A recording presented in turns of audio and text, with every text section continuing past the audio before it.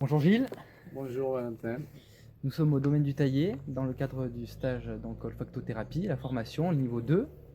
Est-ce que tu pourrais m'expliquer comment une simple odeur peut-elle provoquer une libération émotionnelle? Alors, dans les cinq sens, il y a l'odorat qui est particulier. C'est une exception des voies sensorielles, puisqu'il n'a que deux neurones qui transmettent le signal au cerveau, alors que les quatre autres sens ont trois neurones. Et dans le neurone qui est absent pour l'odorat, c'est celui qui passe par le diencéphale.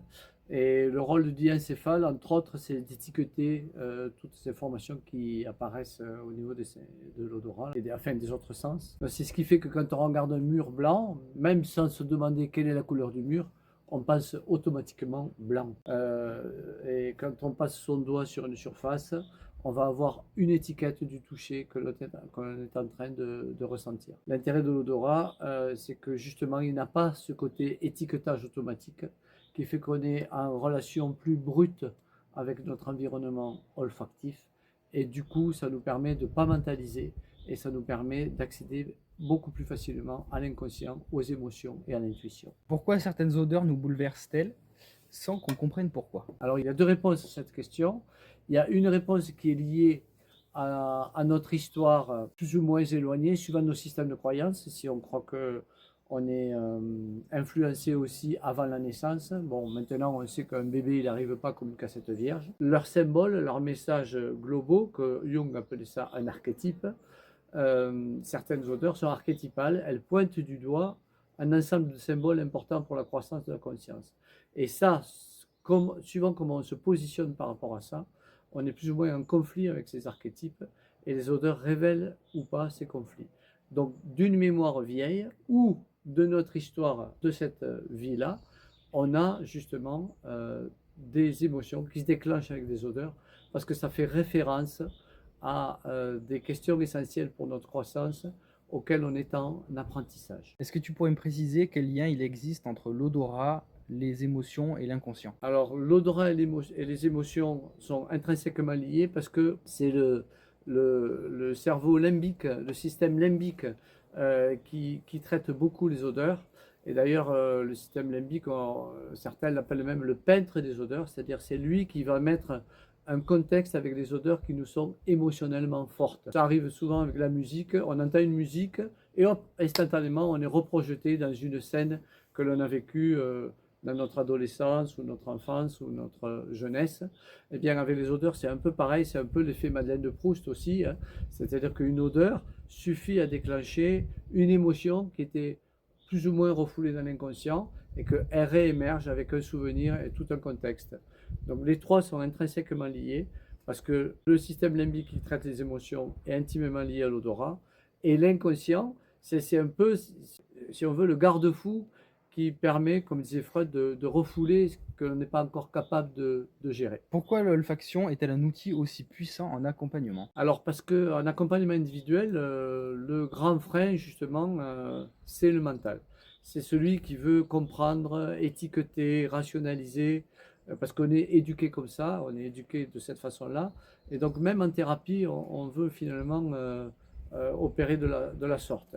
Or ça, c'est un frein, parce que ça nous empêche d'être dans une spontanéité, dans une libération émotionnelle, dans un accès à l'intuition. Et les odeurs, quand on utilise les odeurs, eh bien, on oblige le cerveau justement à accéder à ces leviers qui permettent de lever le frein du mental, Hmm. de contourner le mental. Alors on va parler un peu d'olfactothérapie. J'aimerais qu'on puisse vulgariser sans simplifier. Qu'est-ce que l'olfactothérapie? Alors l'olfactothérapie, on la range dans la catégorie des psychothérapies brèves et corporelles, psychocorporelles et énergétiques, puisqu'on utilise aussi la vibration des huiles, pas seulement leurs odeurs. Donc c'est une thérapie qui dure moins d'un an, en raison d'une à deux séances par mois. Généralement, on a des résultats probants au bout de trois quatre séances. C'est assez rapide, justement par l'effet turbo des odeurs. Et ça aide le consultant à mieux se connaître, à mieux s'aimer et à être plus en paix avec lui-même et avec le monde.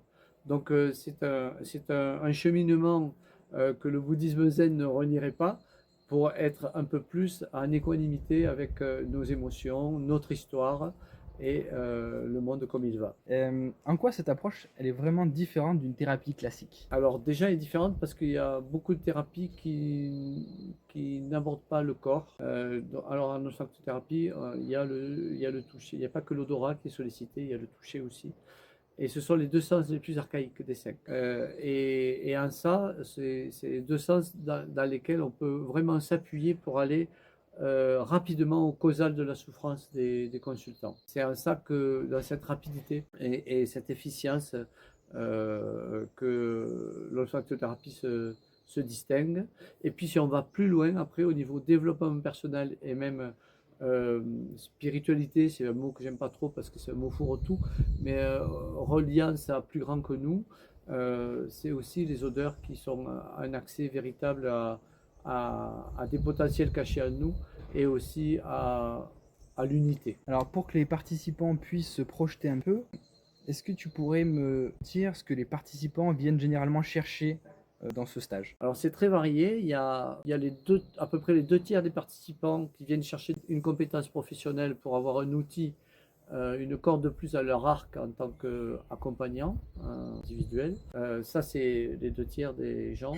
Et il y a un tiers des stagiaires qui viennent uniquement dans un but personnel parce ils savent et ils ont entendu dire par le bouche-oreille que c'est une transformation. Ce cursus, on n'en sort pas indemne, on est vraiment différent après qu'avant. Ça fait un peu pub, mais c'est la réalité, quoi. Il y a vraiment une page qui se tourne quand on fait le cursus en olfacto. Et ce que viennent chercher les personnes, c'est essentiellement d'être plus en paix avec eux-mêmes, avec le monde, et de moins souffrir, quoi. Et quelle transformation observes-tu le plus souvent chez les participants? Alors, les premières transformations que l'on observe dans le début du cursus, c'est une gestion émotionnelle qui est beaucoup plus écologique. On est moins victime de notre histoire et de nos émotions. On est plus acteur de notre vie, moins prisonnier de nos histoires et de nos comportements. Ça, c'est ce qui apparaît très rapidement. Et puis ensuite, c'est une ouverture de cœur et puis ensuite d'esprit qui permet de mieux réaliser qu'est-ce qu'on est venu faire en ce monde et de mieux s'épanouir, quoi. Et puis de se sentir utile aussi pour les autres. Pourquoi est-ce que ce travail peut-il avoir une importance, un impact, disons, aussi profond dans une vie? Ah, pourquoi là, il faudrait effectivement demander aux personnes qui l'ont vécu. Les témoignages que je reçois, c'est que les personnes, après avoir fait ces stages-là, se sentent beaucoup plus à l'aise dans leur vie, souffrent moins de choses répétitives, ont accès à une créativité qu'elles ignoraient parfois complètement, et surtout, elles ont donné un sens à leur histoire et un sens à leur existence. Et ça, quand l'homme, Jung avait très bien mis ça en exergue, c'est que l'homme a besoin de donner du sens à son existence pour passer au-delà des obstacles, au-delà des épreuves. Quand on a un sens, on est animé par une force que l'on ne soupçonne pas. Et beaucoup de gens témoignent que la formation d'Olfacto les ont aidés à tout ça. Alors tu parles de libération émotionnelle. J'aimerais savoir pourquoi certaines émotions restent-elles bloquées dans le corps pendant des années? Alors, ben, parce que il y a une écologie de changement, une écologie de la transformation. Tout le monde n'avance pas au même rythme. Et quand il nous arrive des épreuves, des traumas, on n'est pas forcément capable de les gérer comme un adulte conscient, agissant d'une façon écologique pour que ensuite tourner la page et passer à autre chose.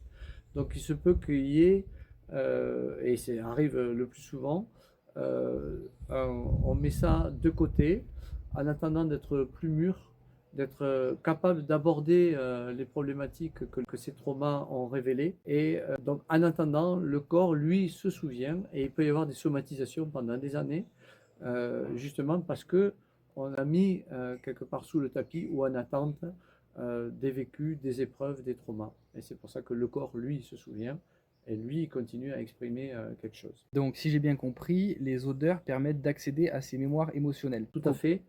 Justement, en court-circuitant le mental, l'odorat nous aide à accéder directement au système limbique et à cette mémoire émotionnelle qui est liée à notre histoire. Voilà, nos émotions sont liées à notre histoire. Et ces odeurs sont un pont privilégié pour y accéder. Pourquoi le corps réagit parfois même avant que le mental comprenne? Euh, il y a une intelligence instinctive du corps qui fait que parfois, par exemple, on ne se sent pas à l'aise dans un lieu et on ne comprend pas pourquoi. Parfois, on le comprend plus tard, mais c'est parce qu'il y a des antennes, on peut dire, on a des antennes subtiles qui nous renseignent sur l'énergie d'un lieu, l'énergie d'une personne, l'énergie d'une situation.